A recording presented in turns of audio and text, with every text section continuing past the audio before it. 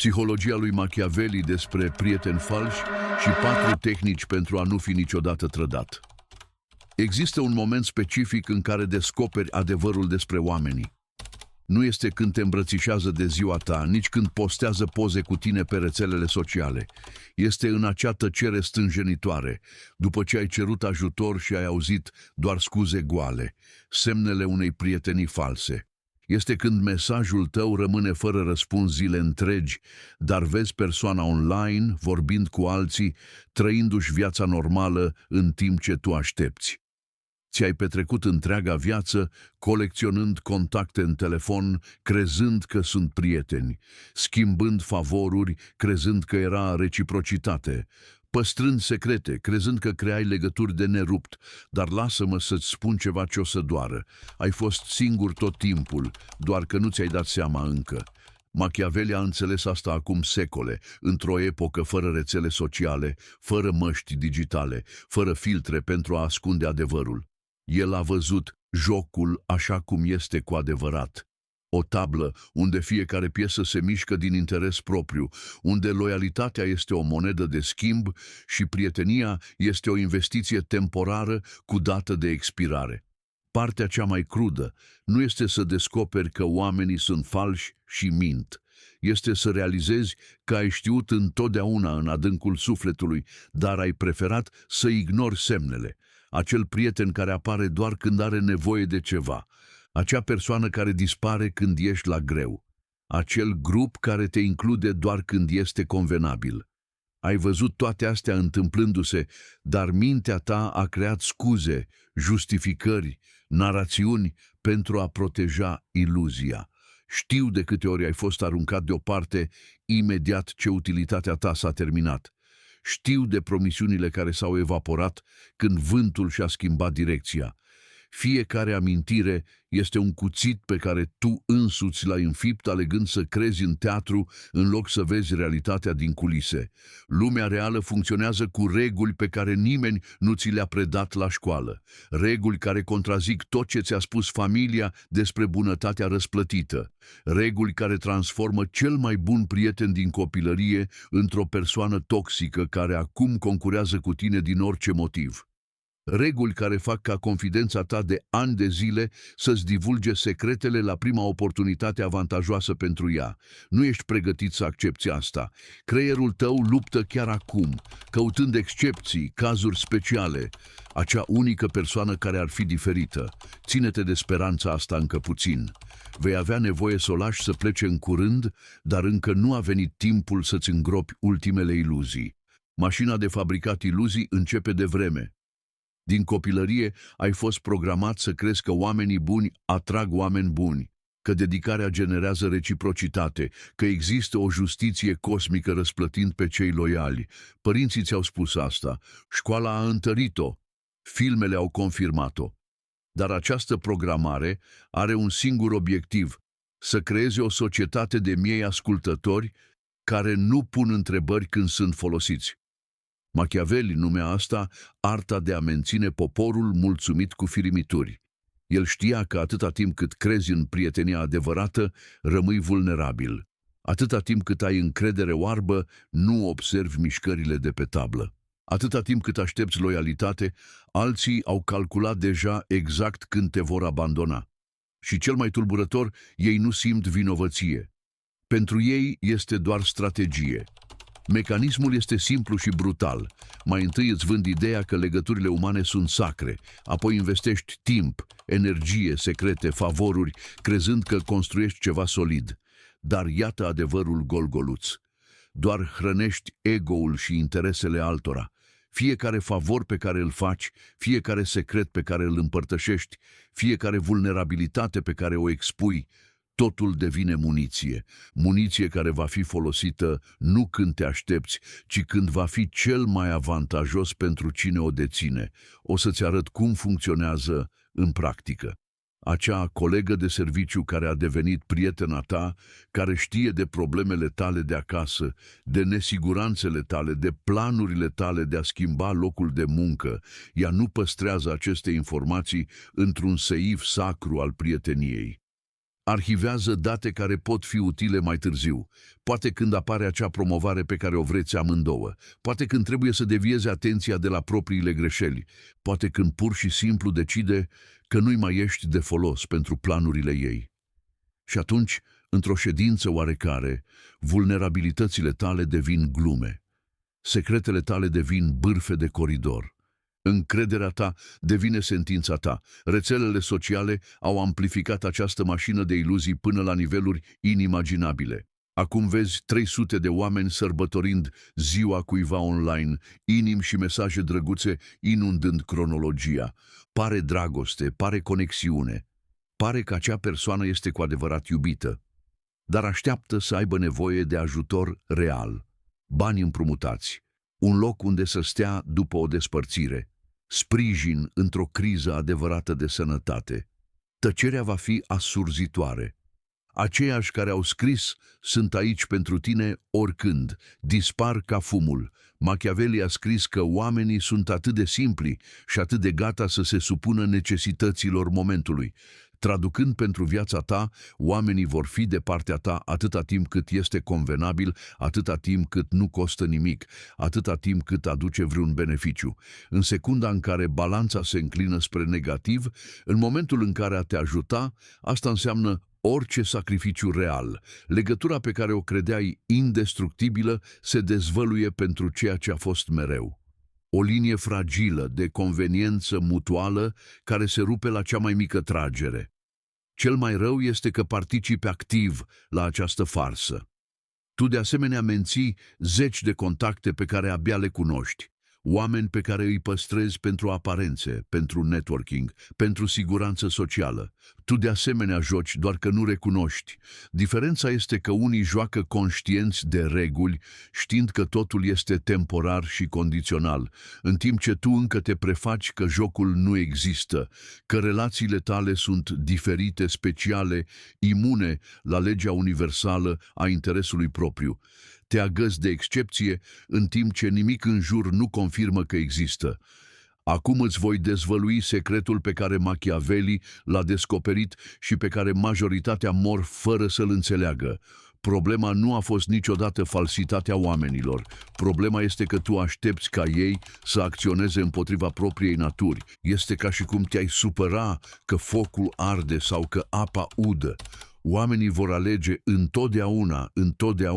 întotdeauna propriul interes când presiunea apasă. Și asta nu îi face răi, îi face umani. Revelația care îți va schimba viața stă în acest adevăr simplu. Toată lumea joacă pentru a supraviețui și supraviețuirea nu are loc pentru sentimentalisme. Când înțelegi asta, nu mai iei lucrurile personal. Nu te mai simți trădat. Nu mai consumi energie emoțională pe supărări inutile.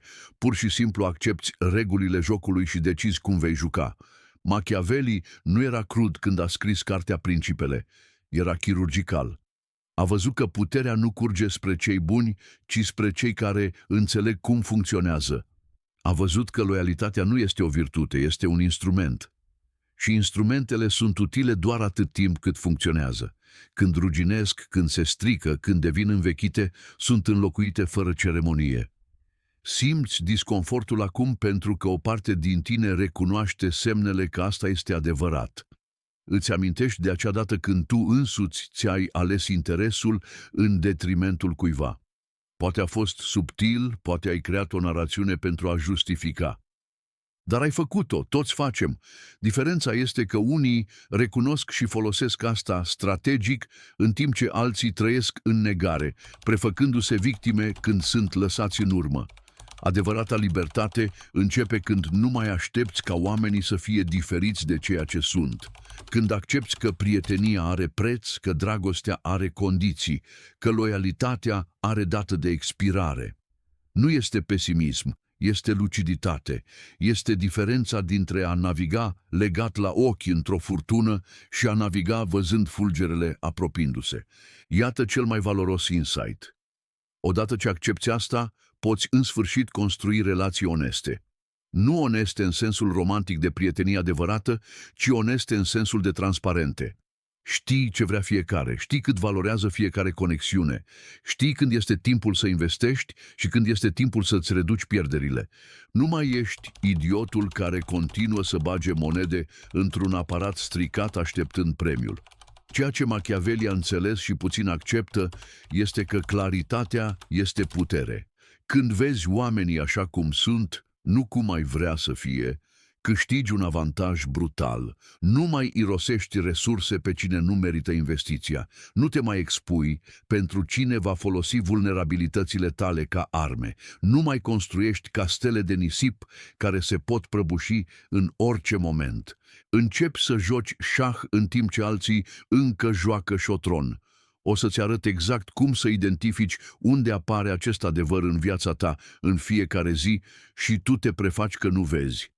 Începe dimineața când verifici mesajele pe telefon, acel grup de la serviciu unde toți sunt o familie. Observă bine, oamenii răspund repede doar când șeful este în conversație. Când este să organizezi grătarul de sfârșit de an, entuziasmul este contagios. Când cineva cere ajutor cu o sarcină dificilă, tăcerea domină. Familia dispare. Vidul digital dezvăluie mai multe despre relațiile umane decât 1000 de cărți de psihologie. Știi de acel prieten din copilărie care te caută doar când este singur, când a terminat încă o relație și are nevoie de companie să iasă, să bea, să uite. Dar imediat ce apare cineva nou, tu te întorci în frigider. Dispare luni de zile. Nu răspunde la mesaje. Nu returnează apelurile până la următoarea despărțire. Și tu, ca un câine dresat, ești mereu acolo, dând din coadă, fericit pentru firimituri de atenție. 3 luni de tăcere absolută, apoi un mesaj casual. Ce faci, dispărutule? Bem ceva azi, de parcă dispariția ar fi fost a ta. Acum gândește-te la familia ta. Da, să vorbim despre acel subiect inconfortabil. Câte rude apar doar când au nevoie de bani împrumutați, când vor un favor, când au nevoie de un garant. Dar când tu ai nevoie, mereu există o scuză. Mereu sunt ocupați. Mereu au probleme mai mari decât ale tale. Sângele pe care îl spuneau mai gros decât apa se dovedește destul de diluat când este testat. Acel văr pe care l-ai ajutat să-și găsească un job dispare. Acea mătușă căreia i-ai împrumutat bani dezvoltă amnezie selectivă. Fratele pe care l-ai susținut mereu are dintr-o dată angajamente urgente când ai nevoie de o cursă la o consultație medicală. La serviciu atunci masca cade complet. Acea persoană care ia prânzul cu tine în fiecare zi, care împărtășește frustrările despre șef, care jură că sunteți o echipă de neînvinți. Lasă să apară o oportunitate de promovare. Lasă-o să trebuiască să aleagă între propria creștere și prietenia ta. Vei descoperi repede că prânzurile erau doar recunoaștere de teren, conversațiile erau colectare de informații, iar parteneriatul era o iluzie convenabilă. Dintr-o dată, greșelile tale vechi devin subiect în ședință. Confidențele tale devin puncte slabe expuse. Încrederea ta devine condamnarea ta. Machiavelli numea asta economia relațiilor. Fiecare interacțiune are un cost și un beneficiu așteptat. Oamenii fac calcule inconștiente tot timpul. Merită să păstrezi această prietenie, acest contact, această apropiere. Este o bursă emoțională unde valoarea ta crește și scade conform utilității tale. Și când matematica nu mai iese, când rentabilitatea investiției emoționale devine negativă, tăietura este chirurgicală, fără avertisment, fără explicație, fără remușcare. Te trezești într-o zi normală și descoperi că ai fost șters din viața cuiva cum se șterge o aplicație pe care nu o mai folosești. Cel mai brutal este să realizezi asta în relațiile amoroase. Acea persoană care a jurat dragoste eternă, care a spus că sunteți suflete pereche, care și-a tatuat numele tău, care a planificat viitorul împreună. A fost de ajuns o criză financiară, o boală prelungită, o fază dificilă și dragostea eternă și-a arătat data de expirare. Aceleași buze care spuneau că nu pot trăi fără tine acum, explică rece că lucrurile s-au schimbat, că au nevoie de timp, că nu ești tu, sunt eu. Aceeași persoană care spunea că ar înfrunta lumea alături de tine, dispare la prima furtună reală. Trăiești înconjurat de vampiri emoționali și persoane narcisiste care îți sugă energia, timpul, resursele, promițând mereu reciprocitate viitoare care nu vine niciodată.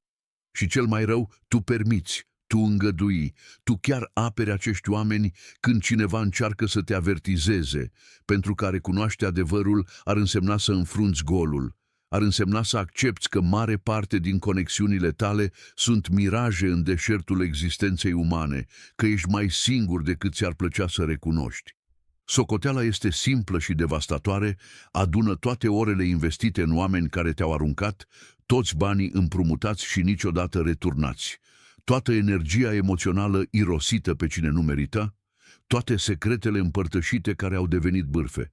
Rezultatul sunt ani din viața ta aruncați într-o gaură fără fund, hrănind iluzia că de data asta va fi diferit, că această persoană va fi specială, că această relație va fi adevărată. A venit timpul să nu mai suferi. Nu-ți voi vinde o formulă magică de transformare instantanee, pentru că asta ar fi încă o minciună. Schimbarea reală doare, durează și cere să îngropi părțile din tine care încă cred în basme. Dar dacă ai ajuns până aici, oricum sângerezi deja. Așa că hai măcar să oprim hemoragia cu tehnici pe care Machiavelli le-ar folosi dacă ar trăi în epoca noastră. Primul test pentru a identifica prietenii falși. Fă o listă cu toate relațiile tale. Ia hârtie și pix, nimic digital. Scrie numele fiecărei persoane pe care o consideri apropiată. Alături, notează ultima dată când acea persoană a făcut ceva pentru tine, fără să aștepte nimic în schimb. Nu se pune cadoul de ziua ta, asta este protocol social. Vorbesc de sacrificiu real, ajutor la o mutare, vizită la spital, împrumut fără să ceară înapoi, noapte pierdută ascultându-te plângând, dacă nu-ți poți aminti, ai deja răspunsul. Acest exercițiu va durea pentru că va expune deșertul pe care îl numești cerc social. Machiavelli învăța că înainte de a-i cuceri pe alții, cucerește-te pe tine însuți. Traducând, înainte de a naviga lumea relațiilor strategice, trebuie să-ți omori nevoia disperată. Nevoia ta disperată de aprobare este sânge în apă pentru rechinii sociali. Miros vulnerabilitatea ta de la kilometri distanță. De fiecare dată când implori atenție, de fiecare dată când accepți puțin, de fiecare dată când trimiți acel mesaj disperat la 3 noaptea, semnalizezi: sunt prada ușoară, poți să mă folosești. Prima putere reală este să nu ai nevoie. A doua mișcare stabilește ceea ce numesc testul reciprocității cronometrate. Funcționează astfel: când cineva cere ceva, poți ajuta, dar marchează mental. Dacă în 3 luni acea persoană nu a demonstrat nicio reciprocitate, nicio mișcare în direcția ta, niciun semn că existi dincolo de a servi, taie alimentarea. Nu trebuie să faci dramă, nu trebuie să confrunți, pur și simplu fii indisponibil. Nu merge de data asta, devine fraza ta standard. Nu am timp acum, devine mantra ta. Observă cât de repede nu mai ești căutat când fântâna seacă. Iată partea pe care nimeni nu vrea să o audă. Vei avea nevoie să înveți și tu să folosești oamenii. Nu vorbesc să devii un parazit emoțional. Vorbesc să înțelegi că toate relațiile sunt tranzacții și trebuie să te asiguri că primești valoare justă. Nu mai da reduceri, nu mai munci gratis, nu mai fi terapeutul neplătit al altora, nu mai fi șoferul particular care nu primește niciodată benzină. Timpul tău are preț, energia ta are cost. Taxează, măcar în monedă socială, networking, cunoștințe, dar taxează. A treia strategie construiește ceea ce Machiavelli numea fortăreață interioară. Înseamnă să dezvolți resurse proprii care nu depind de nimeni. Bani puși deoparte de care nimeni nu știe că există. Abilități care te pot susține singur. Cunoștințe care te fac valoros. Contacte alternative pentru a nu depinde de un singur cerc. Cu cât ai nevoie mai puțin de alții, cu atât ei vor avea mai multă nevoie de tine. Cunoștințe este matematică pură. Raritatea generează valoare, abundența generează dispreț. Persoana care este mereu disponibilă nu valorează nimic. Persoana ocupată este disputată. Acum mișcarea cea mai dificilă. Acceptă-ți propria natură umană și nu te mai preface victimă. Tu, de asemenea, ai aruncat oameni când nu-ți mai serveau. De asemenea, ai mințit pentru a evita confruntarea. De asemenea, ți-ai ales confortul în detrimentul nevoii altora. De asemenea, ai văzut pe cineva necându-se și te-ai prefăcut că nu vezi pentru că nu era problema ta. Diferența dintre tine și răufăcătorii din povestea ta este că ei fac asta conștient, strategic, în timp ce tu faci pretinzându-te victimă a circumstanțelor. Asumă-ți latura întunecată. Este eliberator să nu te mai prefaci sfânt. A patra tehnică dezvoltă ceea ce psihologii anumește transparență strategică. Nu-ți mai ascunde intențiile când sunt legitime. Spune clar ce aștepți de la relații. Caut parteneri de afaceri, nu prieteni. Pot ajută, dar aștept reciprocitate. Timpul meu este limitat, trebuie să-l prioritizez. Nu împrumut bani este o regulă personală. Oamenii potrivi vor respecta claritatea ta. Cei greșiți vor dispărea. În ambele cazuri, tu câștigi. În final, tehnica cea mai puternică. Devină de neînlocuit în domenii specifice. Nu încerca să fii totul pentru toți. Fii cel mai bun la ceva de care oamenii au nevoie. Când ai o abilitate rară, cunoștințe unice, o rețea de contacte valoroase, o specializare care rezolvă probleme specifice, regulile se schimbă. Oamenii tolerează răceala ta, iartă absențele tale, respectă limitele tale pentru că au nevoie de tine mai mult decât ai tu nevoie de ei. Aceasta este singura inversare de putere care contează cu adevărat. Schimbarea nu se întâmplă peste noapte. Vechile tale tipare vor țipa. Programarea ta infantilă va rezista. O parte din tine va vrea să se întoarcă la confortul iluziei, la siguranța de a fi exploatat, dar să nu fii singur. Normal. Întrebarea este, preferi durerea adevărului sau confortul minciunii care te distruge încet, relație după relație, an după an? Pentru că acum știi prea multe și a ști fără a acționa este cea mai rea formă de autotrădare care există. Am ajuns la momentul adevărului. Ai ascultat atent tot și acum ai două alegeri. Ori te întorci la viața ta de mereu, te prefaci că nu ai învățat nimic și continui să fii același fraier de mereu, plângându-te de aceleași trădări previzibile. Ori accepți că jocul s-a schimbat pentru tine începând de azi. Nu există cale de mijloc. Ori te trezești, ori continui să visezi. Machiavelli a scris acum 500 de ani. Toată lumea vede ceea ce pare a fi, puțin experimentează ceea ce ești cu adevărat. Aceasta este noua ta directivă. S-a terminat timpul să arăți toate cărțile. S-a terminat timpul să suferi în public așteptând compasiune. Cei puternici calculează. Cei puternici aleg. Cei puternici știu când să arate și când să ascundă. Voi fi brutal de clar despre viitorul tău. Dacă alegi să ignori tot ce am dezvăluit aici, viața ta va urma un scenariu previzibil. Mai multe trădări pe care vei pretinde că nu le-ai văzut venind. Mai multă energie irosită pe oameni care nu merită efortul, mai mulți ani aruncați hrănind paraziți emoționali, mai multe povești de dezamăgire de povestit, de parcă ar fi medalii de onoare în loc de certificate de prostie. Dar dacă alegi să te trezești, dacă decizi să joci cu regulile reale în loc de cele fanteziste, jocul se schimbă. Nu imediat, dar constant. Nu mai ești surprins pentru că anticipezi. Nu mai ești folosit pentru că stabilești limite. Nu mai ești aruncat pentru că devii necesar. Nu mai cerșești firimituri pentru că îți construiești propriul banchet. Transformarea începe cu o decizie simplă. Să asumi că de aici înainte tu ești singurul tău aliat garantat. Tot restul este alianță temporară, strategică, condițională. Asta nu te face rece, te face lucid, nu te face crud, te face pregătit. Nu te face singur, te face selectiv. Aceasta este cunoașterea care separă oamenii conștienți de oamenii manipulați. Nu îți spun să devii lup, îți spun să nu mai fii oaie. Există un spațiu între cele două unde nu devorezi pe nimeni. Dar nici nu ești devorat. unde joci jocul fără să te pierzi în el, dar acest spațiu există doar pentru cine vede tabla. Privește-ți viața acum. Numără câți oameni ar fi cu adevărat alături de tine dacă ai pierde totul mâine. Răspunsul va fi un număr atât de mic că încape într-o mână. Și știi ceva? Este în regulă. Este mai bine să ai claritate despre 2 aliați reali decât iluzie despre 20 de falși. Lumea nu va aplauda transformarea ta.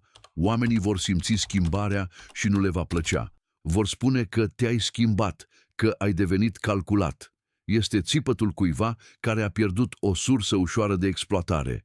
Muzică pentru urechile tale. Așadar, iată provocarea mea finală.